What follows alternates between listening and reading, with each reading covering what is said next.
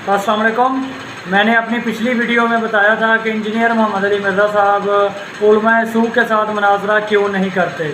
उसमें मैंने बात की थी इलियास गुमन के साथ, जो मेरी उसके मदरसे में बात हुई और उसने मेरे पीछे अपने गुंडे छोड़े, और अबू याह्या नूरपुरी के साथ जो मेरी कॉल रिकॉर्डिंग हुई, और जो तारक मसूद साहब के साथ मेरी कॉल पे बात हुई, और अली नवाज़ के साथ। उस वीडियो के ऊपर बहुत सारे दोस्तों ने कमेंट्स किए कि आपने इसके साथ कोई प्रूफ अटैच नहीं किया, जिसमें मैंने बताया था कि मेरे पास सारी चीज़ें हैं, जिस भाई को चाहिए वो व्हाट्सएप पे आके ले सकता है।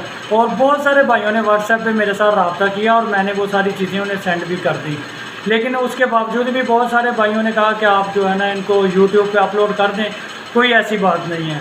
तो वो मैं इंशाल्लाह वो सारे जो वीडियोस हैं और वो जो बुक्स हैं, और अगर किसी बंदे को आप भी शक हो कि यार ये तो 1-2 बुक का हवाला दिया है, तो इसने तो 16-17 बुक्स की बात की थी, तो आप सीरत उस्मान के ऊपर लिखी हुई कोई एक किताब भी उठा लीजिएगा, चाहे उलमा देवबंद में से किसी की हो या किसी भी और की हो, तो उसमें आप जहजा गफ़ारी, अब्दुर्रहमान बिन उदैस बलवाई, अमर बिन हकम खज़ाई, मोहम्मद बिन अबी ज़फ़र रज़ी अल्लाह ताला अन्हु, इन सहाबा के बारे में देख लीजिएगा कि किस तरह की ज़ुबान इस्तेमाल की गई है।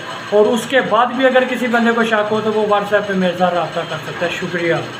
पोस्ट कर रहा कहता है कि अहले हदीसों ने भी सहाबा कराम को बुरा भला कहा है, तो इसकी क्या हकीकत है?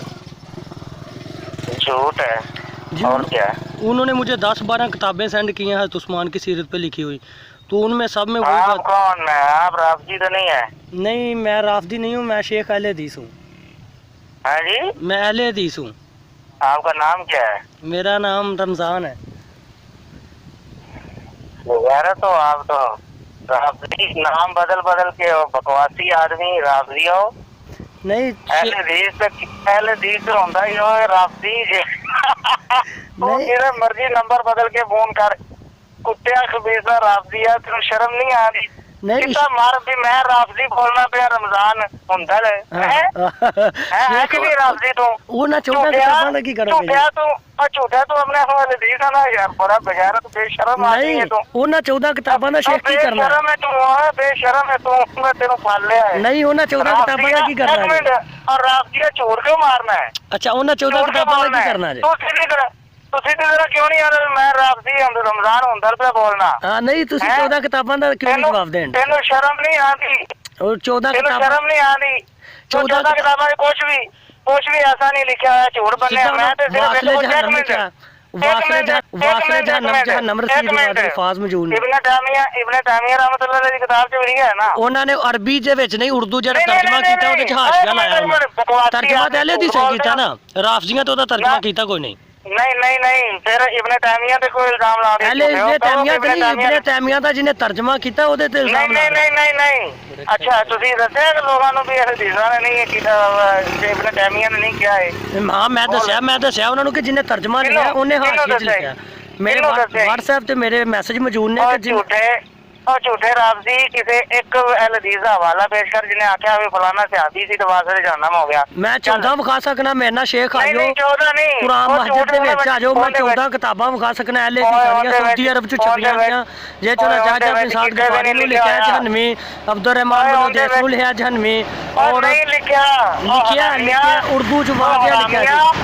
हरामिया सहाबी कह के किसी ने भी नहीं लिखा, उनके नजदीक सहाबी उन्हां नूं पता ही नहीं, उन्हां नूं इन्ना भी नहीं पता कि सहाबी ने कि नहीं।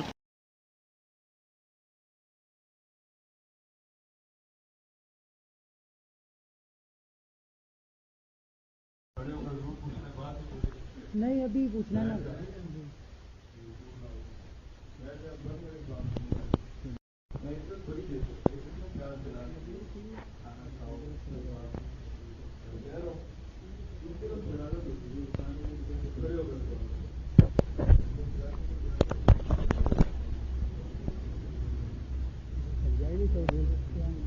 जो समझाए ना हदीस इंसान